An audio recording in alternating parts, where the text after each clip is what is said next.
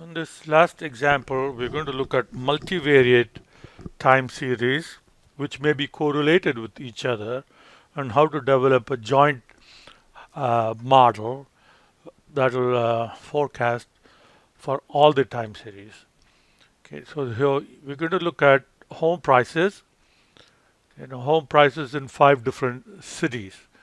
And it's reasonable to think that even though there is not going to be any causation kind of relationship, but generally speaking, when the economic conditions that affect the entire nation, if home prices increase in one city, to some extent it may have a similar effect in other cities, and we want to look at that relationship. So multiple time series may be related to each other, okay, that is correlated.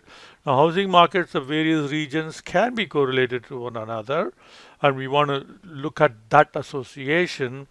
And at-risk gives us an opportunity to do that, and with using batch fit in the time series, where you take a bunch of time series columns and then use that as a batch of data.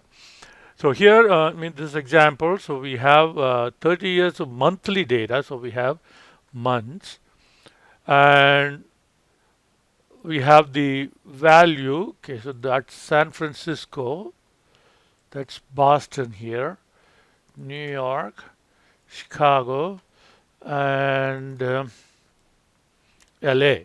Okay. Now these prices are not, obviously these are not actual prices, these are indexed prices, and we have the index prices are indices of home prices, but they are not adjusted for inflation. So what we're going to do is first adjust this for inflation. So and for adjusting for inflation, we will use the consumer price index. So we have from US Bureau of Labor Statistics, we have the consumer price index right here. Okay, so the inflation is the change in the price index going from one time period to the next. So we can look at the continuous uh, change in percentage. So continuous change in percentage, now we've used this method before, which is ln, the current value divided by the previous value. So that's our inflation. Okay, so let's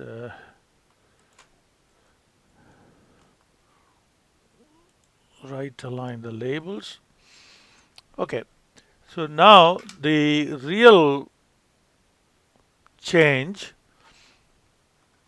for San Francisco, so we are now going to look at the change in price as a percentage, so using continuous uh, compounding, or it is the logarithm, natural logarithm, right?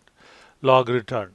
So ln of, if you take San Francisco, okay, so that divided by that. Okay, so that is the change in price index before adjusting for inflation. So now if you remove the same ratio, okay, for CPI, so this is going to now give us the inflation adjusted change in home price for uh, San Francisco. Now I'm gonna go into edit mode, copy, and then paste it here. Now this is going to be now instead of B, Boston is in D. So because there is a date in between and then the value. So C is date, D is the data. Okay, so that gives us the ratio for Boston minus the inflation factor. So New York will be F, and of course the inflation will always come from column M.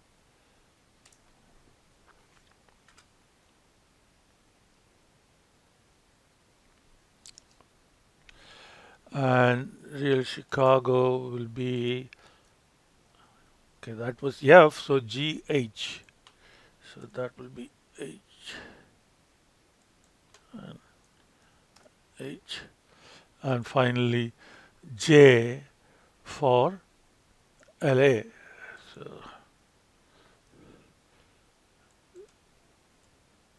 J and J. Okay. So prices are indices. So now we do this adjustment. Okay. Now before we get to the batch fit, let's look at the shape of these values. So let's go ahead and copy that. Okay.